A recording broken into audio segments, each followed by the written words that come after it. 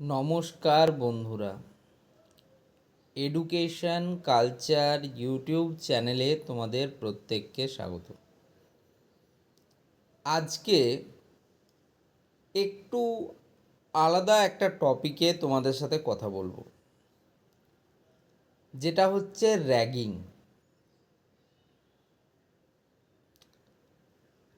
যে সমস্ত স্টুডেন্টরা অলরেডি ভর্তি হয়ে গেছো, তারা কিছুটা হলেও কিন্তু বুঝতে পারছো যে র্যাগিং কী জিনিস। যদিও বর্তমান সময়ে র্যাগিংয়ের প্রাদুর্ভাব কমেছে, তবে একেবারে নির্মূল হয়ে গেছে এমনটা কিন্তু বলাই যাবে না। কারণ দেখো, শারীরিক বা মানসিকভাবে যদি কাউকে কোনো রকমভাবে অস্বস্তিতে ফেলা হয় বা নির্যাতনের পর্যায়ে সেটা চলে যায়, তখন সেটাকে র্যাগিং বলতেই হবে এবং সেটাকে আমরা র্যাগিং বলবো। একদম ছোট ঘটনাগুলো থেকে এগুলো শুরু হয়। যেমন ধরো, কোনো একজন মানুষ, সে খুব পাতলা, তাকে পাতলু বলা হচ্ছে। কেউ একজন মোটাসোটা মানুষ রয়েছে, তাকে মোটা বলছে। কোনো মানুষ লম্বা একটু বেশি, তাকে লম্বু বলছে। কেউ কোনো স্টুডেন্ট, সে পড়াশুনোটাকে বেশি প্রায়োরিটি দেয় বলে পড়াকু সবসময় পড়তেই থাকে, এরকম বলা হচ্ছে। মানে এক কথায় এগুলো একদম সাধারণ পর্যায়ের কিছু কথা, যেখান থেকে কিন্তু বাস্তবতা শুরু হয় এবং তার অন্তিম পরিণতি ভয়ঙ্কর থেকে ভয়ঙ্করতম হতে পারে। সাম্প্রতিককালের কিছু ঘটনাও কিন্তু এই পরিপ্রেক্ষিতগুলোকে আরও গুরুত্বপূর্ণ করে তুলেছে। আমার চ্যানেলেরই একটা কমেন্ট সেকশনে দেখছিলাম, কোনো একজন ভাই বলছে যে এই যে কালচার, র্যাগিং কালচার নিয়ে তার কিন্তু অস্বস্তি হচ্ছে। এমনকি সে গভর্নমেন্ট কলেজ ছেড়েও দিতে চাইছে, এমন স্টুডেন্টও কিন্তু আমি দেখেছি। তারা কিন্তু কমেন্ট বক্সেই কমেন্ট করছে এবং আশেপাশে দেখলে প্রতিদিন এই ঘটনাগুলো কিন্তু দেখা যায়। এই যে র্যাগিং তন্ত্র, এটা নিয়ে কিন্তু বারবারই পশ্চিমবঙ্গ তথা ভারত সরকারের পক্ষ থেকে বারবার ঘোষণাপত্র হয়েছে। কলেজগুলিতে বর্তমান সময়ে অ্যান্টি র্যাগিং এফিডেভিট দেওয়া কিন্তু বাধ্যতামূলক। সেখানে শুধুমাত্র স্টুডেন্টের নয়, এমনকি গার্জেনের পর্যন্ত অ্যান্টি র্যাগিং কিন্তু নেওয়া হয়। এত কিছু হওয়ার পরেও কিন্তু র্যাগিং নিয়ে যে উন্মাদনা স্টুডেন্টদের মধ্যে কমছে না। যারা সিনিয়র, মেবি যারা সেকেন্ড ইয়ার বা থার্ড ইয়ারে আছে, তারা ফার্স্ট ইয়ারের স্টুডেন্টদের উপর এখনও সেই নির্যাতনটাই চালিয়ে রাখছে। ভাই, এক কাজ কর, আমার জন্য একটা বিড়ির প্যাকেট এনে দে। এখান থেকে র্যাগিং শুরু হয়ে অকথ্য ভাষায় গালিগালাজ, সারা রাত দাঁড় করিয়ে রাখা,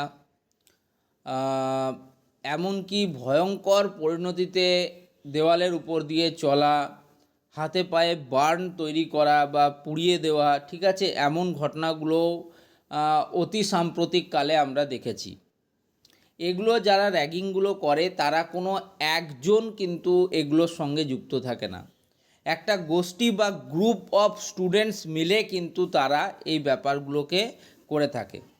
ধরো, যদি একজন তোমাকে ডেকে ডেকে কিছু বলছে, সেক্ষেত্রে বিষয়টা এতটা অপমানজনক না হলেও অনেকজন স্টুডেন্ট মিলে কোনো একটা বিশেষ অ্যাক্টিভিটিস তোমাকে করতে বলছে, সেটা কিন্তু তখন খুবই একটা কঠিনতম পর্যায়ে কিন্তু চলে যায়। ব্যক্তি স্বাধীনতা হরণ, এটা কিন্তু সবথেকে কঠিনতম একটা বিষয় এবং র্যাগিংয়ের ক্ষেত্রে এটাই করা হয়। সাপোজ তুমি একটা গাছের নিচে চুপচাপ বসে আছো, ঠিক আছে, তো সেটাতেও তাদের সমস্যা, কেন সে একা একটা জায়গায় চুপচাপ বসে আছে। তখন কি করবে, কয়েকজন গ্রুপ অফ স্টুডেন্টস মিলে তার কাছে যাবে এবং যে তাকে বারবার উল্টোপাল্টা প্রশ্ন করবে, গালিগালাজ করবে, সমস্যায় ফেলবে।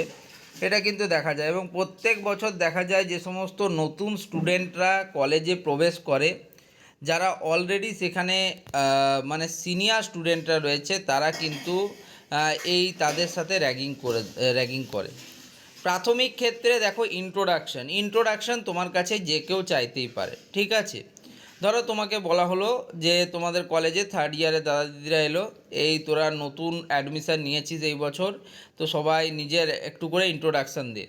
এটা আলাদা জিনিস, ঠিক আছে। এইটার মধ্যে কিন্তু এই জিনিসটার মধ্যে আমরা চাওয়া দেখতে পাচ্ছি যে হ্যাঁ, প্রত্যেকটা স্টুডেন্টের সাথে দেখো একটা রিলেশনশিপ বিল্ড করার জায়গায় কিন্তু কলেজে রয়েছে না।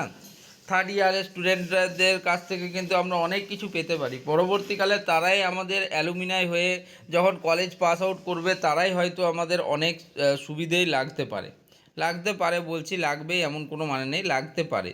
তো সেক্ষেত্রে তাদের সাথে একটা সখ্যতা বা সুন্দর সম্পর্ক তৈরি করা উচিত, কোনো অসুবিধা নেই তাতে। হ্যাঁ, তো সবাই নিজের মতো ইন্ট্রোডাকশান দিলে, ঠিক আছে। এবার তুমি ধরো ইন্ট্রোডাকশান দিচ্ছ যে আমার নাম এই, আমি এখান থেকে এসছি, আমি এই ক্লাস 10th পাস করে এই কলেজে এসছি, আমার হবি এগুলো। তার মাঝে কেউ টোন টিটকিরি করছে, ঠিক আছে। ধরো তোমার জাতি, ধর্ম, বর্ণ, চেহারা, পোশাক এসব নিয়ে কথা বলছে, তো এগুলোও কিন্তু তখন র্যাগিংয়ের মধ্যে পড়বে, ঠিক আছে।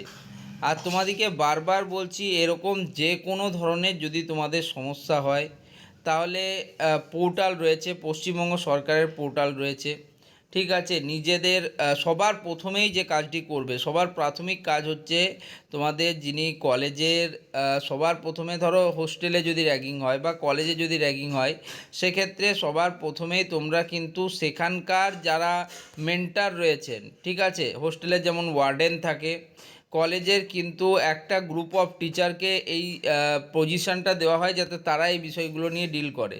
তো তার সাথে সবার প্রথমে আলোচনা করবে। যদি সেখানে কিছু না হয়, যে র্যাগিংয়ের পোর্টাল রয়েছে, সেখানে কিন্তু বিস্তারিত উইথ প্রমাণ সমেত কিন্তু সেখানে তোমরা সেটা পুরো ডিটেলসে জানাবে। তারপরেও যদি কোনো না হয়, তাহলে নিয়ার বাই যে তোমাদের লোকাল থানা থাকে, সেখানেও তোমরা কিন্তু কথা বলবে, ঠিক আছে। এবং লাস্ট স্টেপ হচ্ছে কিন্তু কোর্ট। তো এই প্রসেসগুলো কিন্তু তোমাদের কাছে রয়েছে, তাই ঘাবড়াবার কিছু নেই। প্রত্যেকেরকে নিজেদের যে রাইটসটা রয়েছে, অধিকারটা রয়েছে, সেটা কিন্তু অবশ্যই জেনে নিতে হবে। ওকে, এটা হচ্ছে ফার্স্ট পার্ট অফ ভিডিও, তাই এখানে আরও বিস্তারিত আলোচনা করব না। পরে পার্ট বাই পার্ট এলে তখন কিন্তু তোমরা আরও বিষয়গুলো তোমরা ক্ল্যারিটি পাবে। আশা করছি আজকের এই ভিডিওটা তোমাদের জন্য খুব হেল্পফুল হয়েছে। ধন্যবাদ।